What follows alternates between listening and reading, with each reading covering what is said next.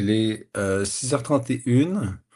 On peut commencer. Je laisserai entrer les gens au fur et à mesure dans la salle. Alors, bienvenue. Merci beaucoup d'être là. C'est pour vous que je fais ça. On était supposé de faire ça la semaine passée. Et puis, finalement, il y a eu une problématique d'horaire. J'ai complètement eu de la difficulté à comprendre, à faire de l'addition de base, plus 6 moins 6. Finalement, je pensais que c'était le soir, c'était le matin. Bref, c'est très dommage, mais je suis content qu'il y ait quand même des gens ce matin. Alors, voilà. Je pense que pour la plupart, vous êtes ostéopathe ou étudiant en ostéopathie. J'ai vu la majorité sont probablement déjà diplômés. Est-ce qu'il y a d'autres professionnels de la santé? Parce que dans les inscriptions, j'ai vu qu'il y avait certains ORL ou des infirmières ou des d'autres intervenants que des ostéopathes ce matin. Hmm. Non, hein? Non, c'est surtout des ostéos. Ouais, tout le monde est ostéo. Ostéo-apte. Ostéo-apte. Apte à faire de l'ostéo. C'est super. Parfait, ça. Taylor aussi, ostéo. Émilie. Camille, je crois aussi. Pour la plupart, vous l'êtes.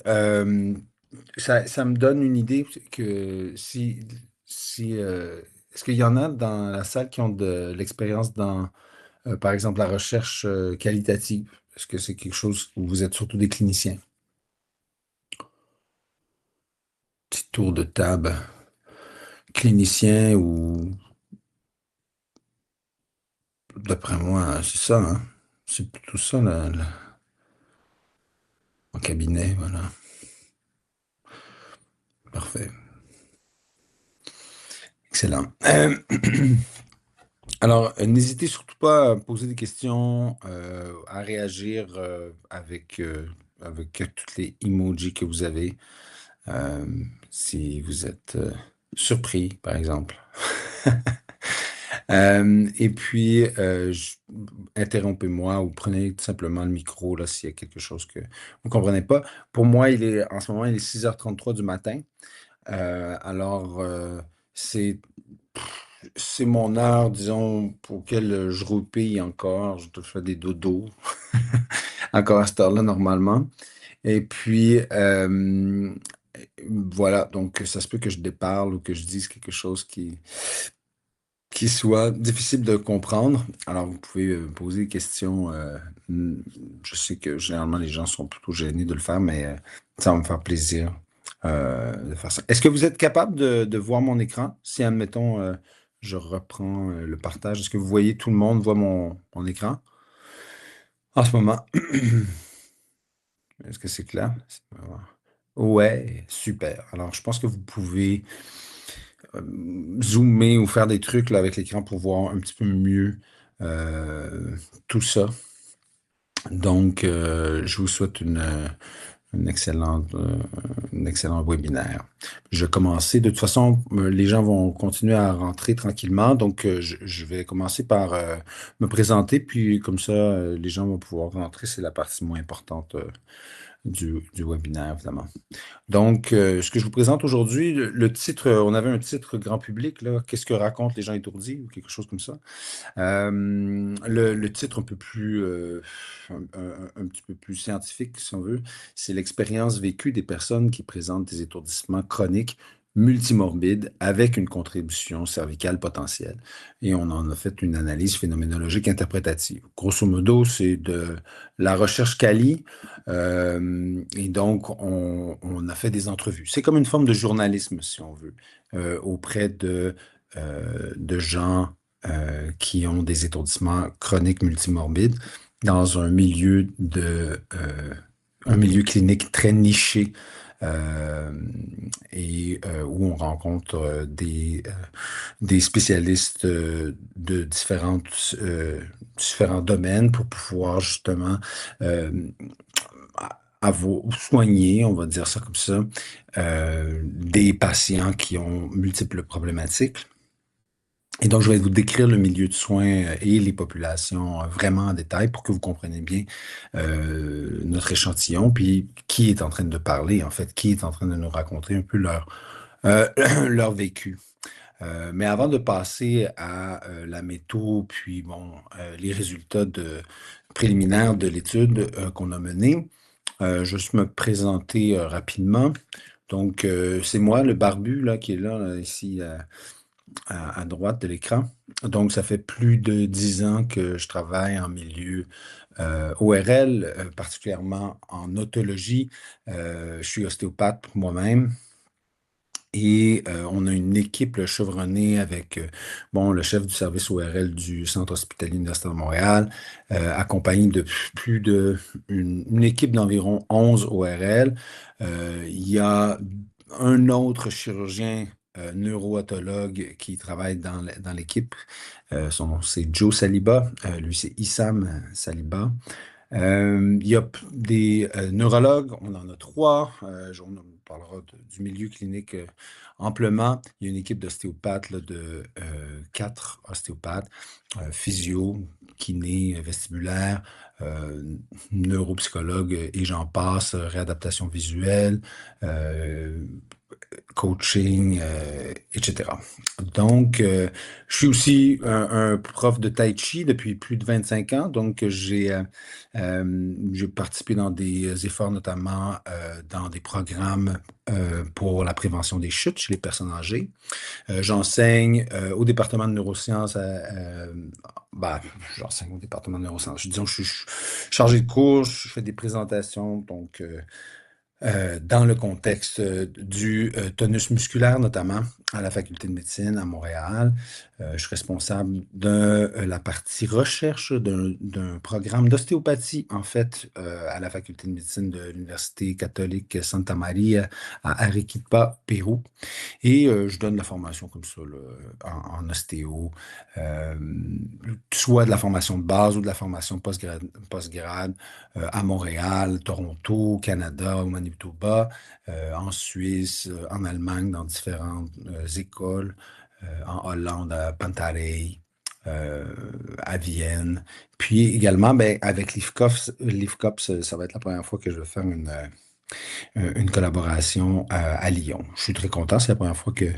Donc, je vais enseigner outre-mer en français. Donc, je termine cette année mon doctorat à l'école de réadaptation, donc en sciences de la réadaptation. Donc, ça fait partie de mon doctorat, l'étude que je vous présente. On fait aussi des études plus quanti, là, avec des objets technologiques. Alors, juste m'assurer que tout le monde comprend. OK, mon chat, ça va bien. C'est OK, c'est parti.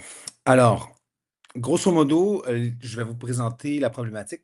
Donc, l'étude, les objectifs de l'étude, la méthode, les résultats préliminaires, ce que ça implique. Puis, on pourra aussi discuter à tout moment, comme je vous dis, vous pouvez m'interrompre. La problématique, on parle de patients qui ont une contribution cervicale possible à leurs étourdissements. On peut appeler ça des étourdissements cervicaux.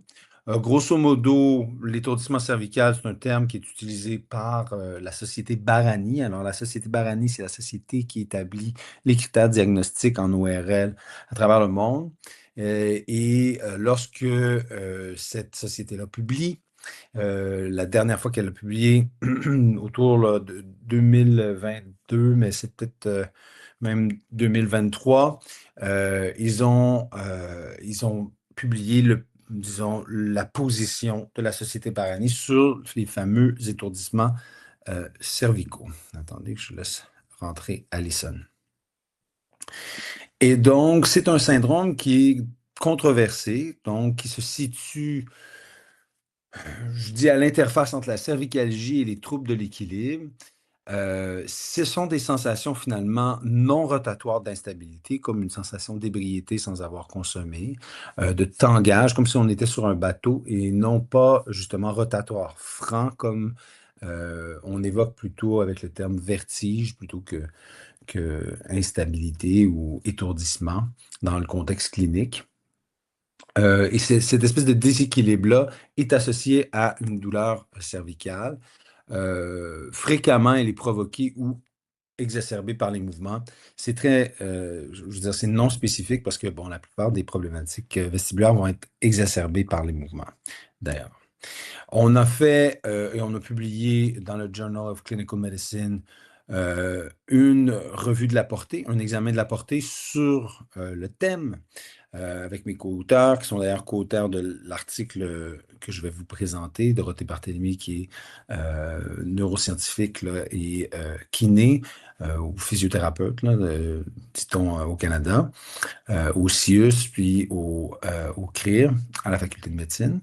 Et Issam Saliba, qui est le chef du service ORL du Centre hospitalier universitaire de Montréal, qui est chirurgien également, spécialisé dans les vertiges. Euh, Dans le fond, dans la revue de la portée, on s'est arrêté à la question des étourdissements cervicaux et on a adopté le modèle selon lequel c'était un problème proprioceptif. Parce que dans les étourdissements cervicaux, on pourrait par exemple, penser que l'origine serait neurovasculaire, que ce serait un problème vasculaire du cou qui causerait une hypoxie au niveau de la fosse postérieure, puis qui créerait des sensations vertigineuses, comme par exemple dans le syndrome de Larcher. Hein, lorsqu'il y a une rotation complète, puis qu'il y a une occlusion des structures vasculaires et qui crée cette espèce d'hypoxie-là transitoire et donc des symptômes. On ne se réfère pas à ce genre de problématique-là. Dans l'article, on s'assure que les auteurs qui contribuent, dans le fond, avec leurs données dans l'examen de portée, se basent sur la question de la proprioception. Donc, le modèle par Brandt, c'est qu'il y a une inadéquation ou un conflit sensoriel entre les informations proprioceptives qui viennent de la colonne cervicale, des mécanorécepteurs, des fuseaux neuromusculaires, du coup. Cette information-là arrive au cerveau et entre en conflit avec un espèce de modèle qui serait construit à partir de l'information vestibulaire et visuelle et proprioceptif. Et donc, il y aurait un conflit entre ces sources d'informations-là qui résulterait dans cette espèce de sensation d'ébriété ou de déséquilibre.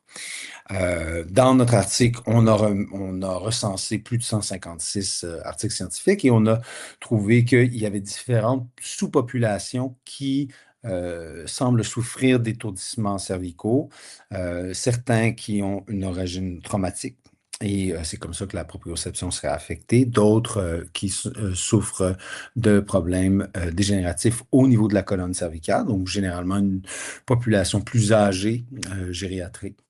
Une population de douleurs chroniques, donc des gens qui ont des douleurs chroniques également au niveau du cou semblent développer ça. Et il y a une sous-population qui semble avoir des troubles occupationnels, donc dans la façon, par exemple, des mécaniciens qui travaillent sous des voitures, des gens qui travaillent à l'ordinateur ou beaucoup avec la tablette, des choses comme ça, qui développent des problématiques associées potentiellement à leur coût. Donc, ces sous-populations-là, évidemment, sont différentes, mais une personne pourrait appartenir à plusieurs de ces sous-populations-là. OK? Et évidemment, oh, pardon, je... Pardon, j'avais une question. Oui, allez-y. Est-ce que c'est possible de juste réexpliquer par rapport, au conflit sensoriel au niveau des cervicales? Je n'ai pas tout à fait compris les éléments, sur la diapositive d'avant. Ok, cool. Ouais, je peux vous expliquer. Ben, dans le fond, Merci. c'est basé sur le modèle, c'est une théorie, hein, c'est comme le modèle bayésien. Je ne sais pas si vous connaissez un peu ce modèle-là explicatif là, de l'intégration sensorielle et tout ça. C'est comme si, dans le fond, le cerveau a une prédiction de ce qui va lui arriver et il construit cette prédiction-là par ses expériences passées sensorielles, donc vestibulaires, visuelles, proprioceptives.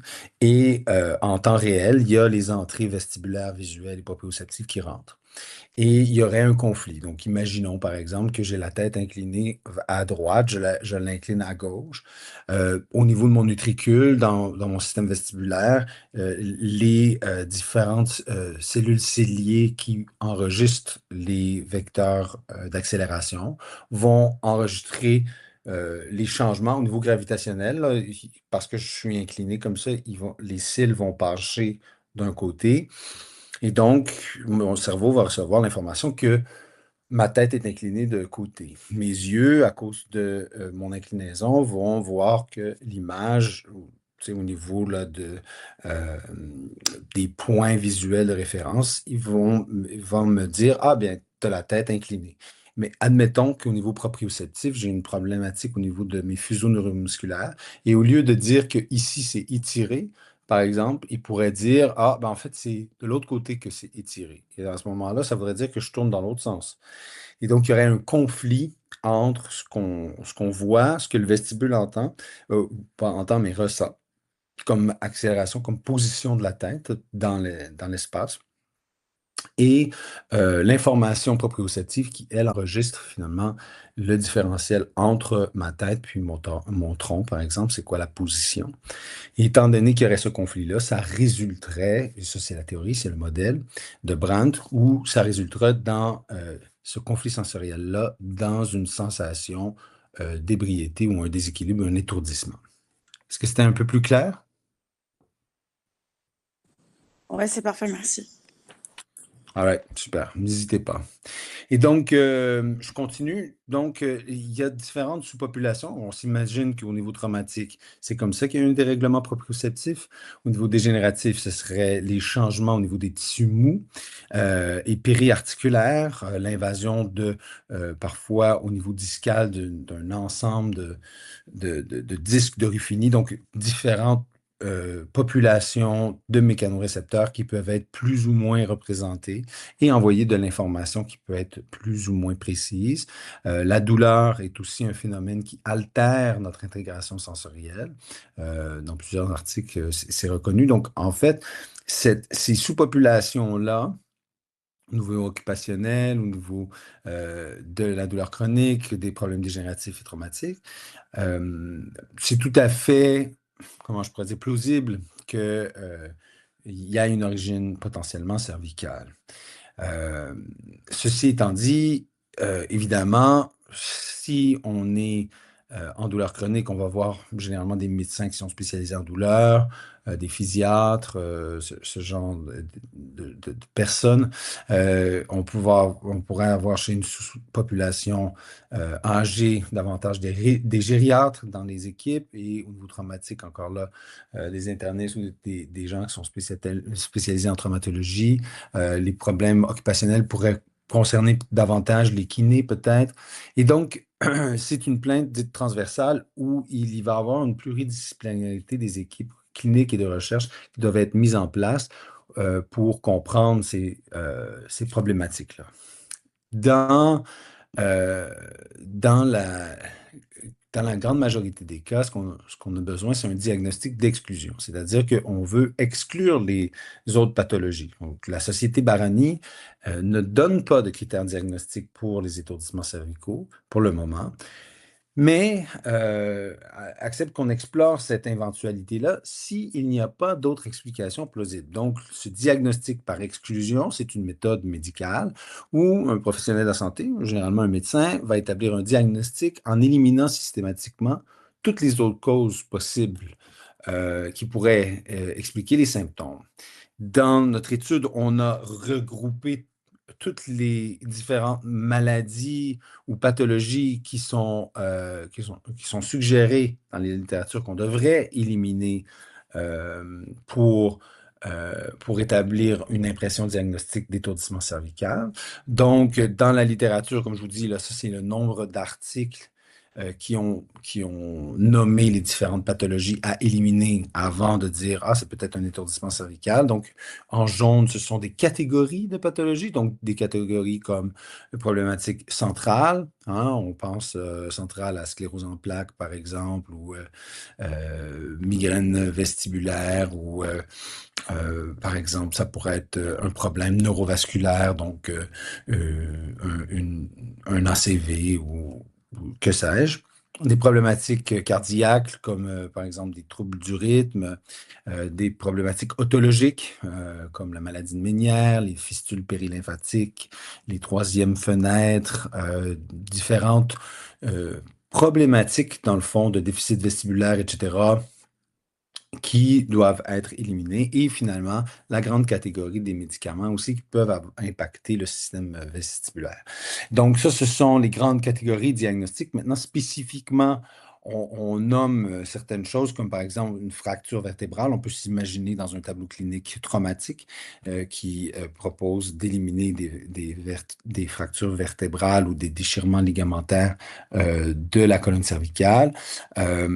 Des déficits vestibulaires, des anévrismes, le syndrome Barré-Liou qui est assez contesté, mais bon, qui revient à la mode, les vertiges paroxystiques positionnels bénins, des tumeurs cérébrales, le diabète, des fistules périlymphatiques ou euh, des déhiscences du canal semi-circulaire supérieur, euh, des étourdissements dus à l'âge, donc des presbyvestibulis, des traumatismes crâniens et labyrinthiques, maladie de Ménière, migraine vestibulaire, des étourdissements d'origine orthostatique, la maladie de Parkinson, les étourdissements psychogéniques, bon, encore là, des ACV, ou des attaques ischémiques transitoires, des traumas au niveau du cerveau euh, et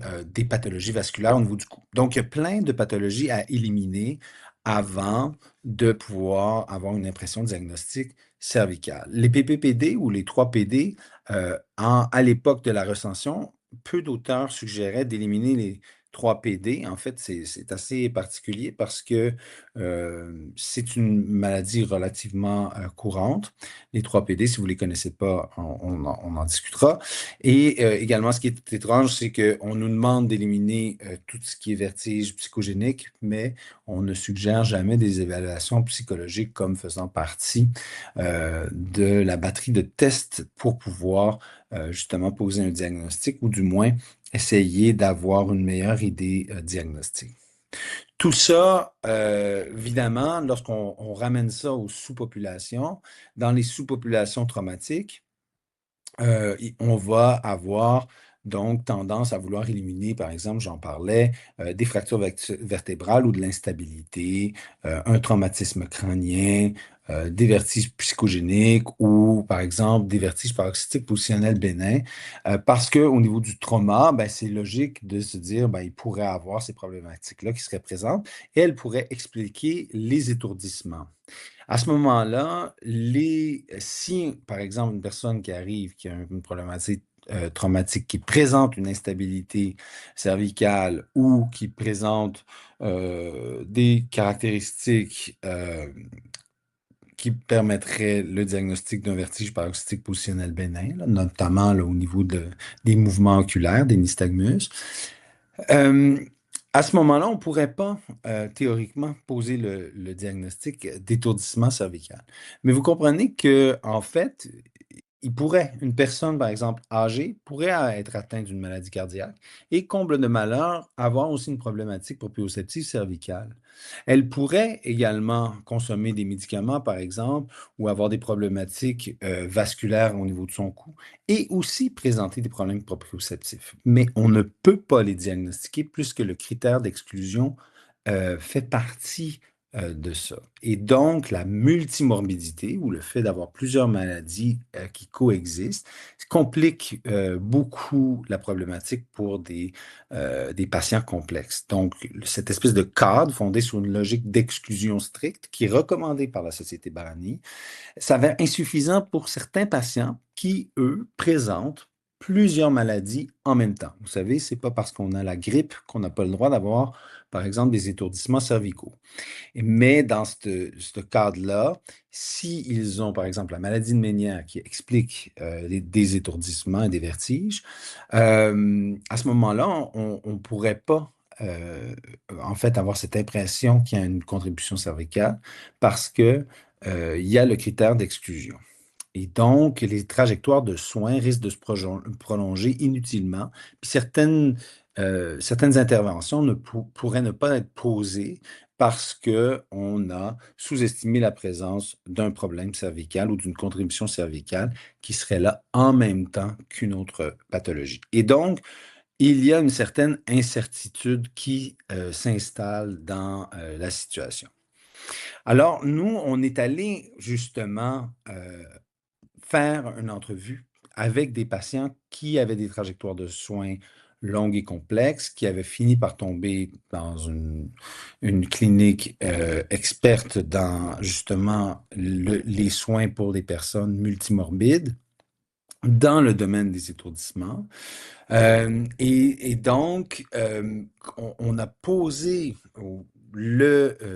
l'impression diagnostique qu'il y avait une contribution cervicale, qu'il y avait potentiellement également une problématique cervicale en plus des autres problématiques de l'équilibre qui étaient présentes. Et comment ça s'est fait spécifiquement? Ben, je vous dis un peu, grosso modo, l'otologue ou l'ORL spécialisé dans l'oreille interne qui a fait un fellowship, donc le chirurgien, otologue. Il faisait l'anamnèse, un examen clinique détaillé, il cherchait les red flags, et il allait coordonner des évaluations ontologiques, notamment avec des audiologistes, toute la labyrinthologie, des examens également paracliniques, pour caractériser des mécanismes qui pouvaient être cervicaux et non cervicaux susceptibles. Donc, ils pouvaient, par exemple, avec une électrocochléographie, mesurer la pression dans le vestibule pour voir s'il y avait ce qu'on appelle un eye drops ou de la pression dans le vestibule, une condition sine qua non pour pouvoir poser notamment le diagnostic de Ménière. Et donc, il cherchait à caractériser les mécanismes qui pouvaient déboucher sur des étourdissements et des vertiges, certains dont on a les outils diagnostiques suffisants. Et on s'est basé sur un article qu'on a publié en 2014 sur une façon de faire différents tests paracliniques. Et lorsque on cumule plusieurs tests, on arrive à avoir une impression diagnostique plus solide avec une certaine spécificité et une sensibilité aussi accrue. Donc, on utilisait notamment le critère d'avoir une douleur cervicale, là-bas, associée avec des étourdissements. Ensuite, un test de performance de poursuite oculaire, donc une poursuite continue oculaire avec une torsion cervicale. Et donc, on mesurait, dans le fond, le ratio entre la vitesse d'une cible puis la vitesse de l'œil qui se déplace en position de torsion puis en position neutre, ce qu'on appelle le Smooth Pursuit Neck Torsion Test. On devait avoir donc un test comme ce qui était positif, donc il y avait un différentiel entre la position neutre et la position en torsion au niveau de la performance oculomotrice, et un test d'erreur dit de repositionnement articulaire cervical, donc le Joint Position Error Test. Donc c'est un test avec un petit laser sur la tête. Le patient doit fermer les yeux, puis ramener le laser au centre d'une cible et on calcule en fait les degrés de déviation et on sait qu'au-delà de 4,5 en moyenne, 4,5 degrés de déviation, on a une différence probable par rapport à la norme. Et donc, à ce moment-là, il serait positif. Donc, si on avait plusieurs tests positifs, ça nous permet d'avoir ce critère pour une contribution cervicale. Alors, la chose est la suivante, c'est que les diagnostics, comme Ménière, comme la plupart, en fait, des problématiques, ils ne suffisent pas pour expliquer à quel point les gens sont fonctionnels ou pas. Donc, certaines personnes ont des maladies plutôt bénignes qui, par exemple, ne se manifestent pas. Admettons, j'ai déjà vécu des vertiges paroxystiques positionnels bénins, donc des problématiques d'autoconie ou des autolithiases qui sont prises dans des canaux semi-circulaires, qui donnent des impressions vertigineuse accompagnée de nystagmus. Bref, je vous passe exactement tous les critères pour ça, mais euh, par exemple, quand c'est actif, quand il y a une problématique qui apparaît, on va avoir des manifestations sensorimotrices évidentes. On va avoir un nystagmus, on va avoir une problématique de l'équilibre, etc. Mais lorsque c'est résorbé, si on a fait des manipulations, par exemple, éplé ou barbecue roll ou saumon, j'en passe, finalement, c'est plus présent. Mais les patients, même en phase non active de vertige paroxystique positionnel bénin, peuvent, par rapport à des facteurs peut-être personnels ou dans leur histoire ou dans leur type d'activité qu'ils font, dépendamment de leur niveau, notamment d'anxiété, etc., ils peuvent s'empêcher de conduire, par exemple, parce qu'ils ne savent jamais quand ça peut leur arriver. Ils peuvent s'empêcher d'être fonctionnels, ils peuvent s'empêcher de sortir, ils peuvent vivre de l'isolement même à cause de ça. Pourtant, ils ne sont pas en phase active, donc objectivement, ils n'ont plus du tout de manifestations sensorielles. Et donc, chez plusieurs personnes qui souffrent d'étourdissement, il n'y a pas de corrélation entre la mesure objective de la problématique sensorimotrice ou vestibulaire et le niveau d'handicap rapporté par les patients. Donc, il y a d'autres processus qui contribuent de manière importante à la construction d'un handicap. Et ça, c'est pas seulement dans les étourdissements vertiges.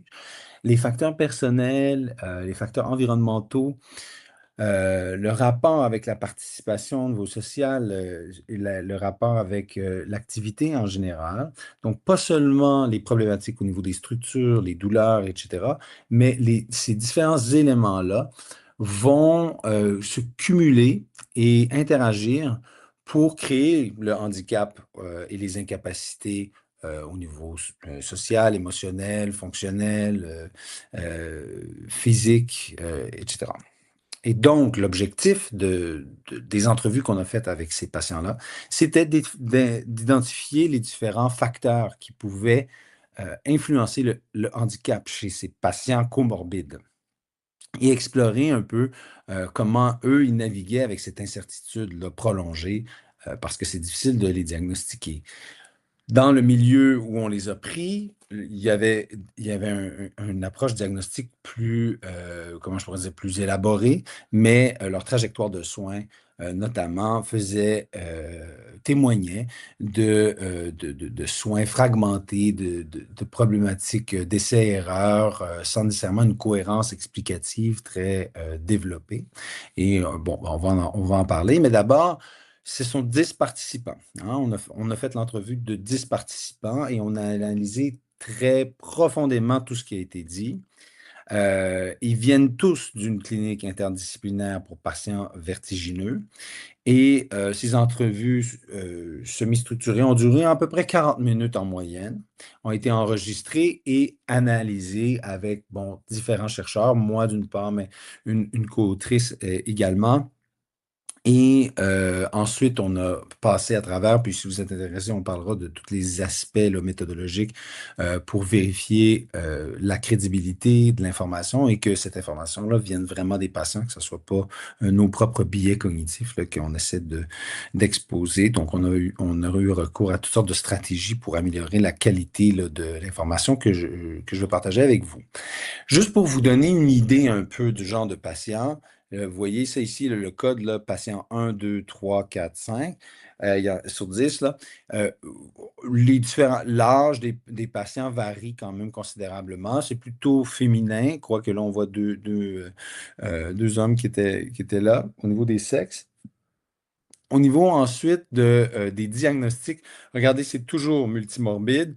On voit, par exemple, la première avait été diagnostiquée avec une dépression, des vertiges paroxystiques positionnels bénins, la maladie de Ménière, des migraines vestibulaires et des étourdissements cervicaux. Donc, il y a vraiment euh, comment je pourrais dire, dans cet échantillon des gens multimorbides. Donc, on voit la patiente, je vais te donner un exemple, la patiente 5, elle avait été diagnostiquée avec un syndrome anxieux généralisé, des vertiges paroxystiques bénins, une labyrinthite, migraine vestibulaire et étourdissement cervicaux. Donc, vous avez vraiment plusieurs diagnostics chez la même personne. qui ont été posées. Et il y a eu plusieurs interventions qui ont été faites par ces gens-là. Donc, non seulement dans le milieu spécialisé, où est-ce qu'ils ont terminé leur trajectoire de soins, mais aussi avant qu'ils rentrent dans un milieu plus spécialisé. Il y a eu différentes interventions qui ont été faites par, et ici on voit là, différents euh, intervenants. Donc, on voit, par exemple, la patiente 3, elle a vu un audiologiste, pardon, je reviens, audiologiste, un ergothérapeute, elle a fait de la réhabilitation visuelle, elle a vu un chiropraticien, un physiothérapeute ou un kiné en France, un otologue, un neuropsychologue, un neurologue et un ostéopathe. Donc, vous voyez là, le genre de trajectoire qui, finalement, voilà, témoigne. Ici, on voit une longue trajectoire de soins quand même, qui s'est soldée là, dans le contexte clinique dont je vais vous parler dans un instant. Laissez-moi juste faire rentrer les gens en même temps. Bonjour. Et voilà. Donc, là, on voit jusqu'au patient 10, on voit l'ensemble des problématiques qui ont été émises. Donc, on voit une sclérose en plaques ici, un 3PD, des étourdissements cervicaux chez la patiente 8.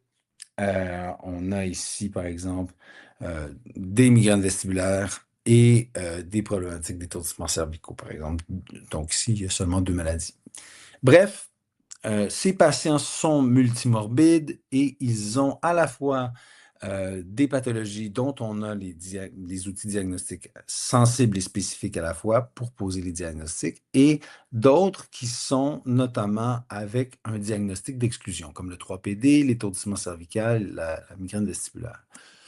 Dans le contexte de la clinique où il y a eu le recrutement, le patient ou la patiente multimorbide va rencontrer un otologue qui va faire une évaluation vestibulaire poussée, otologique, audiologique, en collaboration avec les audiologistes également.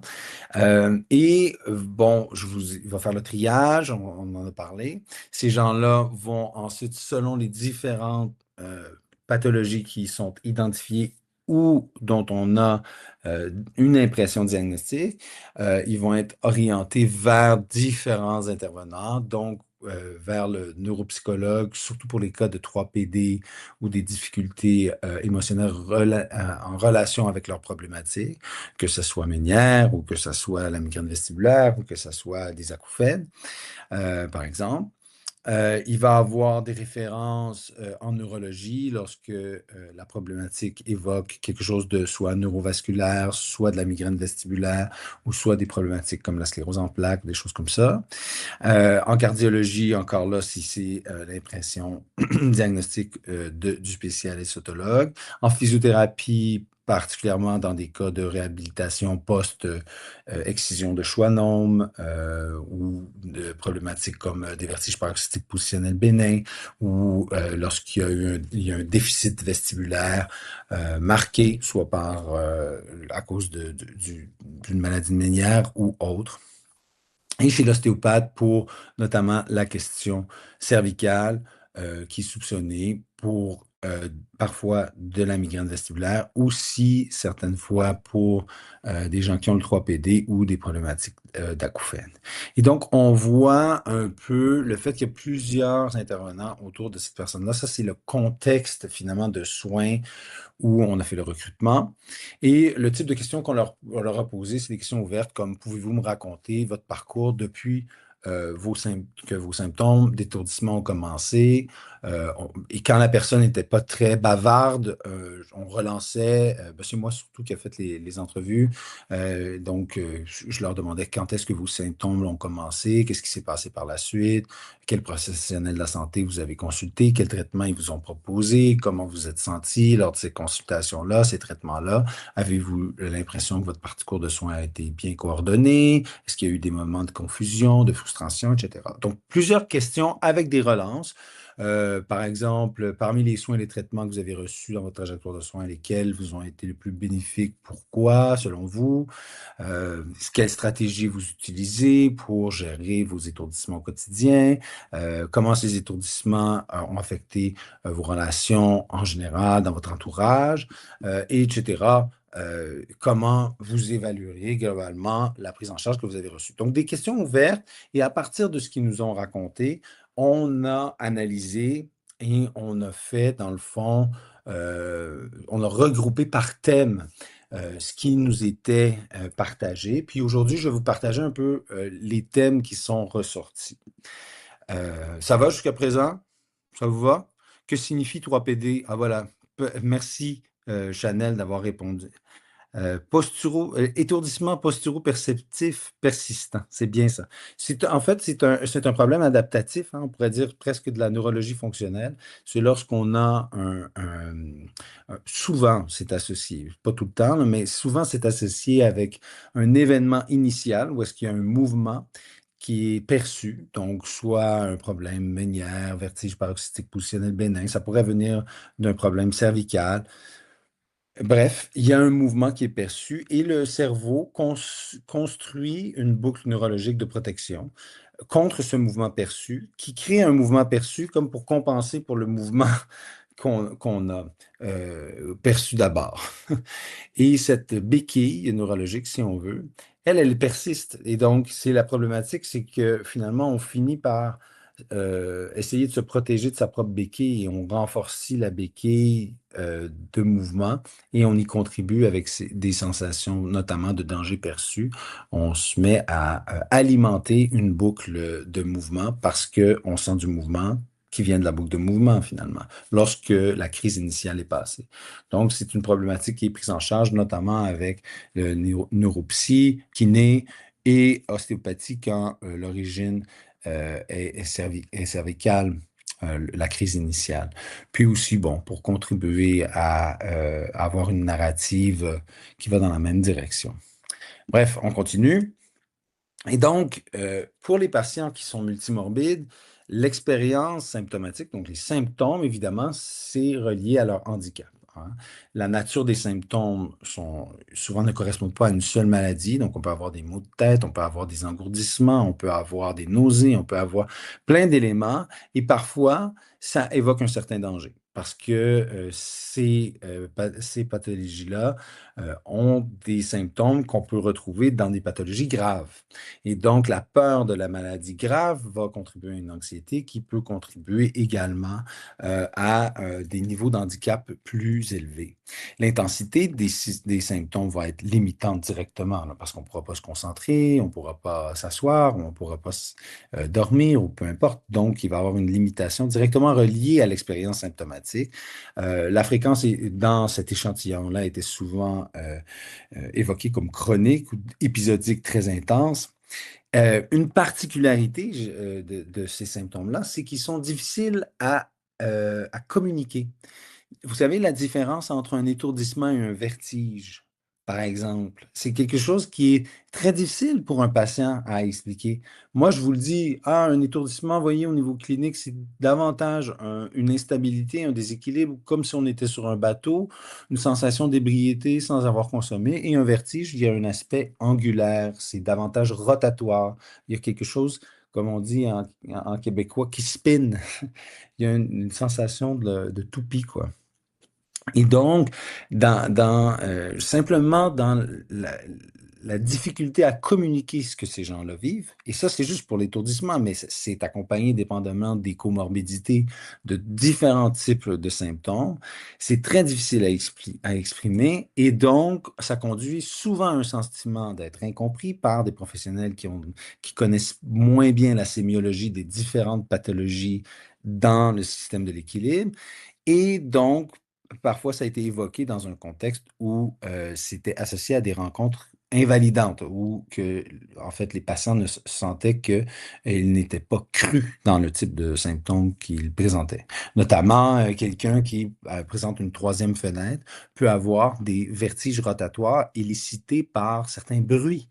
Donc souvent, ils sont traités comme des gens qui ont un problème psychiatrique, mais en fait, c'est tout à fait une problématique autologique. Donc, l'expérience d'être étourdi et les niveaux d'handicap qui sont associés ne sont pas seulement associés à la question des symptômes physiques. Et ça, c'est quand même connu dans différents cadres, mais il y a des aspects notamment comportementaux qui sont là. Donc, ces gens-là vont essayer de gérer leur énergie, réduire la stimulation sensorielle. Ils vont avoir des stratégies d'auto-soin et de régulation émotionnelle. Ils vont développer de la conscience corporelle, soit par eux-mêmes ou via les recommandations de professionnels de la santé.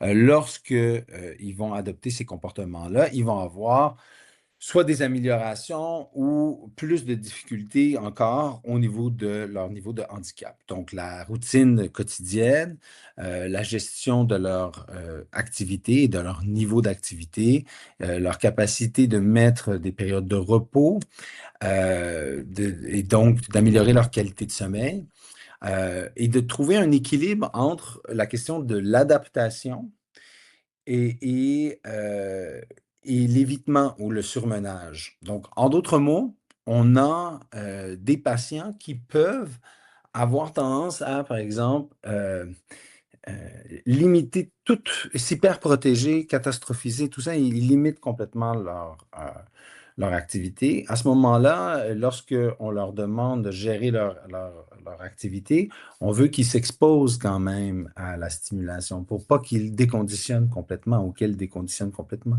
Et au contraire, on en a qui foncent hein, et qui sont très disciplinés et qui vont plutôt aller vers le surmenage, qui vont être dans le déni de leurs symptômes. Et eux, il faut qu'on les ralentisse et qu'on réussisse à leur faire gérer, qu'il y ait des périodes de repos.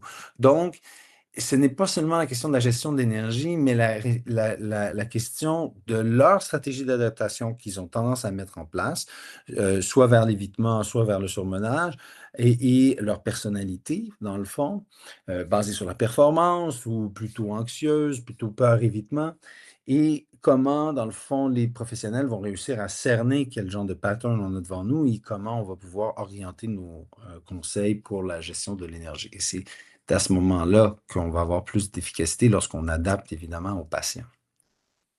Je pense qu'il y a quelqu'un qui veut rentrer. OK, bonjour Ferdinand. Et donc, on continue. Donc, ça, ce sont des stratégies également de réduction des stimulations, donc faire moins d'écran, favoriser des environnements moins difficiles visuellement notamment. L'utilisation épisodique de bouchons, de lunettes de soleil ou de se mettre le visage dans la main.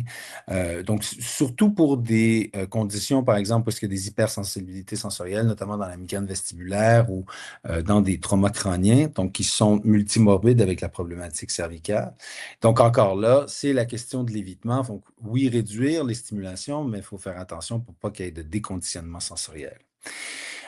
Pour les stratégies d'auto-soin, la question de l'anxiété, comment ça, c'est non seulement un effet d'être dans l'incertitude diagnostique et d'avoir toutes ces multimorbidités et ces trajectoires de soins complexes, mais c'est aussi une cause derrière l'augmentation du vécu symptomatique. Et donc, les techniques de relaxation, les techniques de respiration, et de prendre conscience que notre appréhension aggrave notre vécu symptomatique.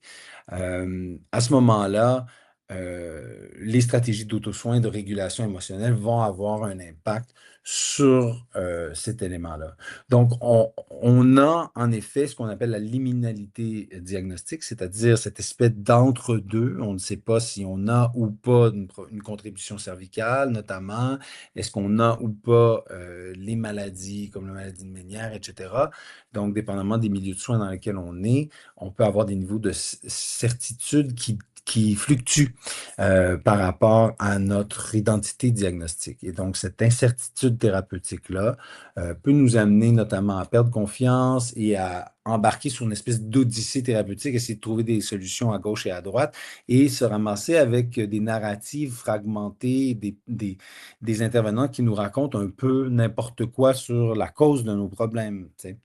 Et donc, la question de la régulation émotionnelle est importante dans ce genre de trajectoire-là. Et finalement, la conscience corporelle, reconnaître les signes de surmenage, l'écoute, c'est souvent le début pour pouvoir faire un choix conscient et gérer notre énergie. Donc, ça a été systématiquement rapporté comme étant positif, tous les éléments qui mènent à une plus grande conscience corporelle, dont le travail ostéopathique. Tous ces patients-là, soit dit en passant, ont eu des soins ostéopathiques et ont rapporté ça comme étant un des éléments les plus importants dans leur trajectoire de soins, et ça peu importe les comorbidités. Rappelons qu'ils ont tous une contribution cervicale potentielle. Et donc, au niveau de la personnalité, donc certains, et on en a parlé, des facteurs, disons, personnels, l'initiative, la persévérance ou l'anxiété, le besoin de contrôle, différentes caractéristiques comme la confiance et la méfiance envers le système de santé. Bon, les différents styles d'adaptation sont-ils plutôt évitants ou plutôt disciplinés? Donc, ça affecte leur capacité à naviguer dans le système de soins, d'adhérer aux soins, à défendre leurs besoins, à rechercher des ressources pertinentes, à mobiliser leur réseau. Donc, l'initiative, c'est bien. Parfois, par contre, devant toute la littérature qui est accessible sur Internet, ça mène sans une guidance de quelqu'un qui a une connaissance, ça peut mener dans toutes sortes de directions et amener à de l'errance thérapeutique. Les gens disciplinés, les gens évitants, évidemment, il y a une mode, il faut moduler nos interventions auprès de ces gens-là pour pouvoir obtenir un pacing ou une adaptation appropriée de leur niveau d'activité. Finalement, un des avant-derniers thèmes, là, c'est probablement le dernier thème que je vais aborder ce matin, c'est la relation avec les professionnels de la santé. Donc, les participants, ce n'était pas seulement, en fait, quelle était l'intervention, mais la manière dont les soins étaient communiqués, étaient expliqués et qui étaient coordonnés et organisés pour qu'il y avait une espèce de cohérence dans les explications qui étaient données. Et ça, ça a eu une influence importante sur leur expérience de la maladie et sur leur handicap perçu. Donc, il mettait en contraste encore là les prises en charge séquentielles dans des contextes de soins non spécialisés, puis le milieu interdisciplinaire où on a pris notre échantillon et il mettait en contraste ces deux milieux-là. Donc, il y avait des lacunes qui étaient perçues dans les connaissances des professionnels dans des milieux de prise en charge non spécialisés. Ils ont vécu des expériences d'invalidation et de non-reconnaissance des symptômes qu'ils avaient. Un décalage parfois entre les recommandations, par exemple, vous pouvez reprendre votre travail et les capacités physiques qu'eux percevaient ou fonctionnelles qu'eux avaient. La gestion des symptômes, souvent, trouver des interventions paraissait erreur et pas nécessairement avec une espèce de cohérence explicative à partir d'impressions diagnostiques et une démarche plutôt rationnelle. Donc, il y avait une absence de cette cohérence explicative entre les consultations et les interventions dans ce contexte-là, et donc une incertitude persistante quant à la nature de leurs problèmes et des stratégies qu'ils devaient mettre en place. Tandis que dans un milieu davantage spécialisé, ils se sentaient écoutés et compris. Ils recevaient des explications plausibles et crédibles. Ils étaient guidés dans les parcours de soins et il y avait une explication cohérente entre les intervenants. Donc, ce n'était pas des soins fragmentés où est-ce que quelqu'un dit, ah, mais ça vient de ton foie, les étourdissements. Quelqu'un dit, par exemple, ah, mais ça, c'est à cause je sais pas, de ta vertèbre et l'autre expliquait une problématique vestibulaire. Donc, il y avait une trajectoire de soins dans le milieu interdisciplinaire qui était coordonnée entre les différents intervenants. Grosso modo, on a plusieurs diagnostics, puis on a différents intervenants pour chacun des diagnostics. Et il y a des soins continus, c'est-à-dire que si le patient change de présentation en cours et démontre des caractéristiques d'une nouvelle pathologie, mais à ce moment-là, on intervient là-dessus également.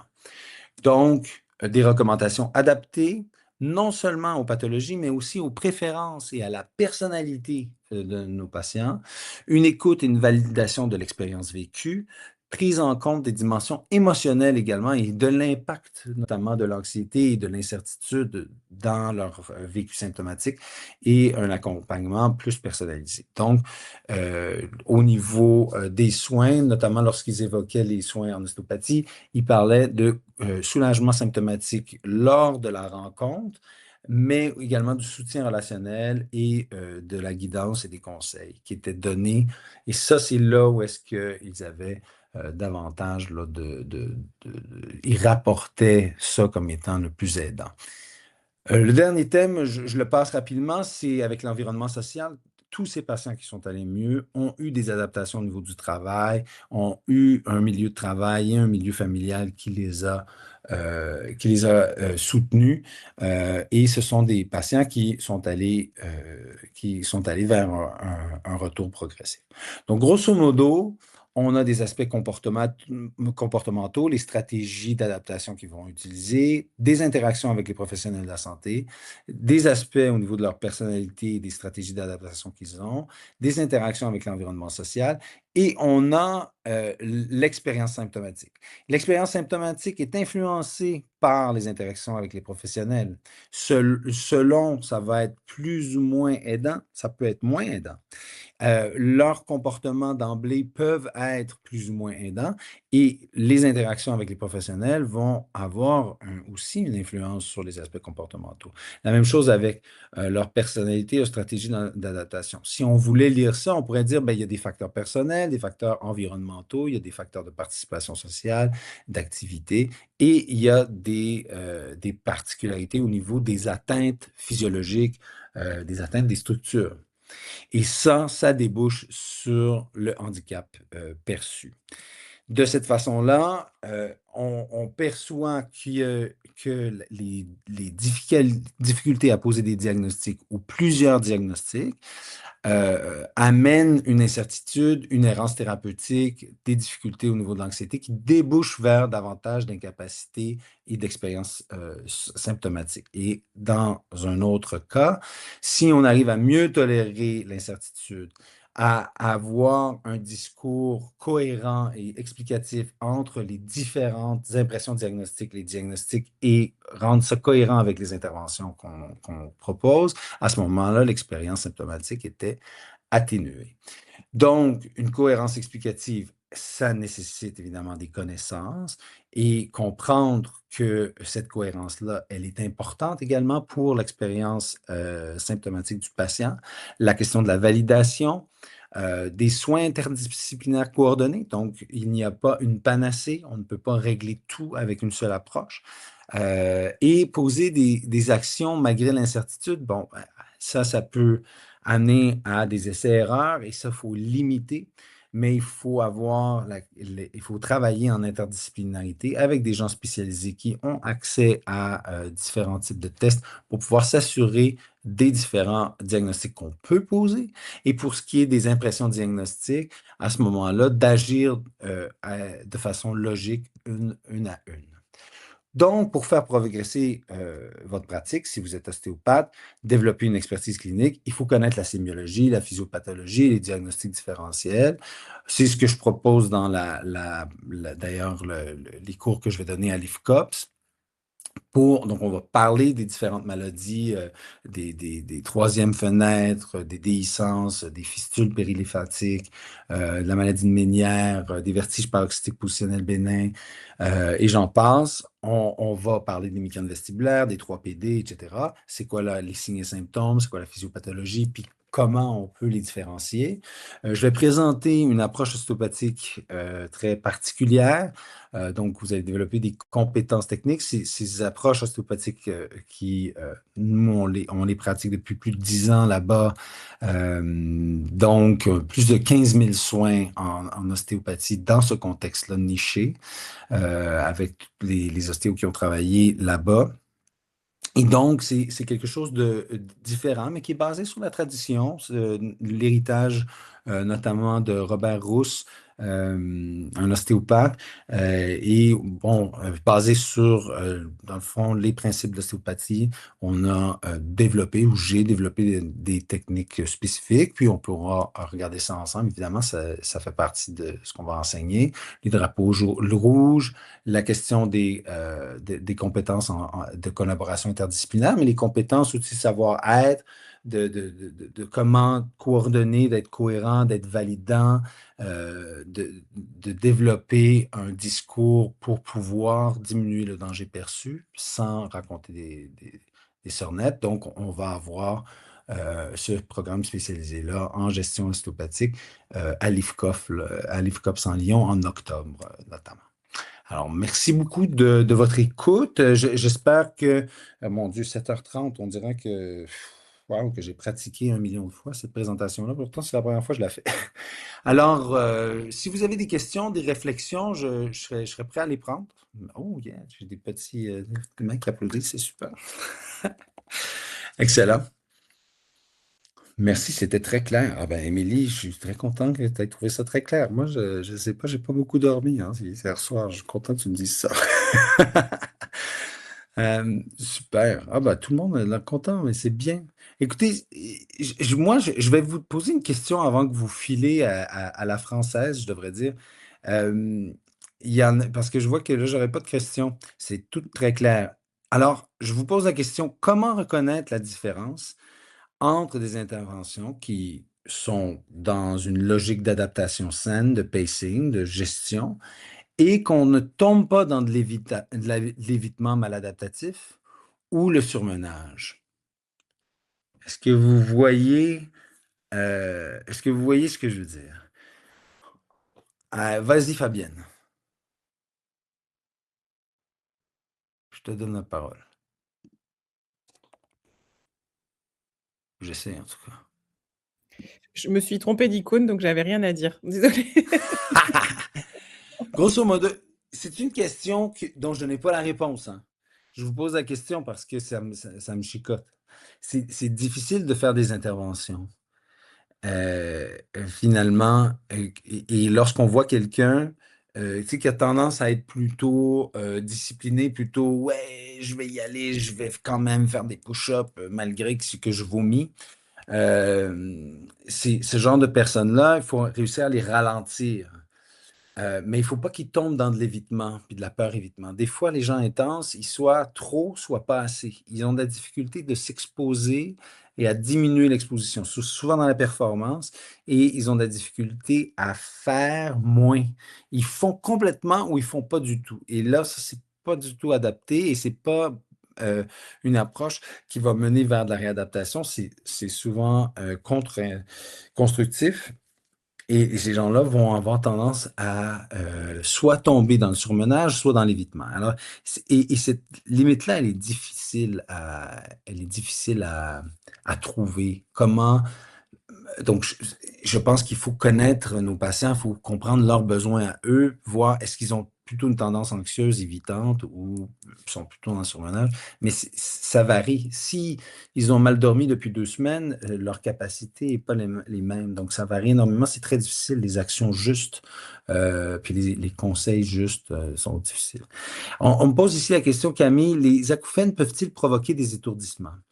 Les acouphènes peuvent donner des atteintes au niveau anxieux et tout ça, donc ils pourraient augmenter l'anxiété et le vécu symptomatique. Mais en fait, dans certaines pathologies, les atteintes labyrinthiques, notamment, vont amener une problématique et vestibulaire et cochléaire. Donc, on peut avoir des présentations où est-ce que les acouphènes accompagnent les vertiges parce que, en fait, c'est le labyrinthe qui souffre, soit dans une maladie de Ménière, soit dans une fistule périlymphatique, soit dans une labyrinthite, notamment. On va avoir donc des signes cochléaires et des signes vestibulaires à la fois. Donc, ce n'est pas autant que les acouphènes provoquent les étourdissements, quoique, comme je vous disais, si on a une pathologie déjà, par exemple cervicale, mais qu'on vit des acouphènes somatosensoriels, puis que là, on n'arrive pas à dormir, on n'arrive pas, on pense, on est hyper vigilant, on est tout le temps en train de penser à ça, puis on développe des problématiques anxieuses et de stress. À ce moment, ça peut en anglais, ils disent upregulate, ou en tout cas avoir un vécu symptomatique qui est pire, et donc un vécu des étourdissements qui est pire. Mais les acouphènes, c'est pas tellement qui provoquent les étourdissements, c'est que dans plusieurs pathologies, qui concerne le labyrinthe, ben, à ce moment-là, il y a des manifestations euh, cochléaires, donc des acouphènes, et des problématiques vestibulaires. Et ça, je vous en ai nommé trois, mais il y en a quelques-unes. On va en discuter notamment là, de la sémiologie des acouphènes, puis aussi les causes derrière les acouphènes, parce que finalement, c'est un symptôme, les acouphènes. Ce n'est pas vraiment une maladie, autant qu'un symptôme de plusieurs maladies, comme un mal de tête peut venir de haute pression artérielle, comme ça peut venir d'une tumeur au cerveau. Donc, c'est non spécifique, les acouphènes, là, qu'est-ce que ça représente, et on discutera là, des différentes pathologies derrière les acouphènes, les différentes causes potentielles, des causes sous-estimées des acouphènes, notamment les buprofènes, par exemple. Donc, il y a beaucoup de médicaments qui peuvent donner des acouphènes, et ça, on en discutera, c'est rarement discuté. Merci pour ta question, Camille. Cohérence des propos pluridisciplinaires, Émilie, oui, vraiment important donc d'avoir des gens avec qui on parle de ça. C'est super important d'avoir cette cohérence-là. Les gens se sentent perdus quand ils vont voir différents intervenants. Donc, c'est ce qu'on appelle, dans notre étude, on parle de fragmentation des soins. Donc, c'est des soins fragmentés qui ne sont pas coordonnés et où est-ce qu'il y a peu de discussion interdisciplinaire. Et donc, il n'y a pas cette espèce de narrative unifiée autour des différentes pathologies, là. On dit, est-ce qu'un travail de coaching psychologique pourrait aider au reconditionnement du patient? Ben, tout à fait. Alors, ça, c'est pourquoi on a des neuropsychologues dans les milieux nichés, spécialisés, parce que certains patients ont besoin de seulement, ben pas seulement, mais je veux dire, on a besoin d'une personne qui va se concentrer juste sur ça. Donc, nous, on le fait beaucoup en neuropsy, mais à une certaine époque, on avait aussi des coachs, des kinés, finalement. Puis, on a eu aussi des psychologues, simplement. Là, on a 3 neuropsy et ça marche très bien. Les ergothérapeutes, des fois, font la thérapie occupationnelle, des fois, c'est par là que ça passe.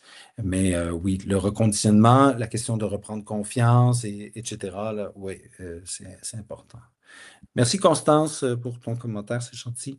Je vous invite donc à vous inscrire à ma formation là, qui va avoir lieu à l'IFCOPS, ou si vous ne pouvez pas être là, d'en faire la promotion là, auprès de vos collègues, parce que je pense que ça va être très pertinent là, pour développer là, ce côté de compétences en sémiologie et dans la compréhension des étourdissements complexes, des patients complexes, neurofonctionnels.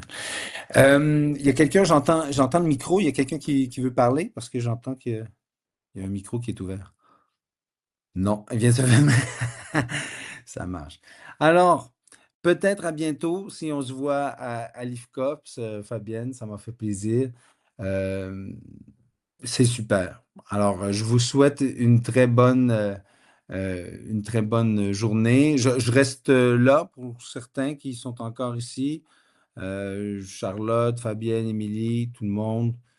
Je reste là pour vous. Si vous n'avez pas de questions à ce moment-là, on se voit peut-être à Lyon en octobre. Sinon, vous pouvez m'envoyer vos questions par Internet également.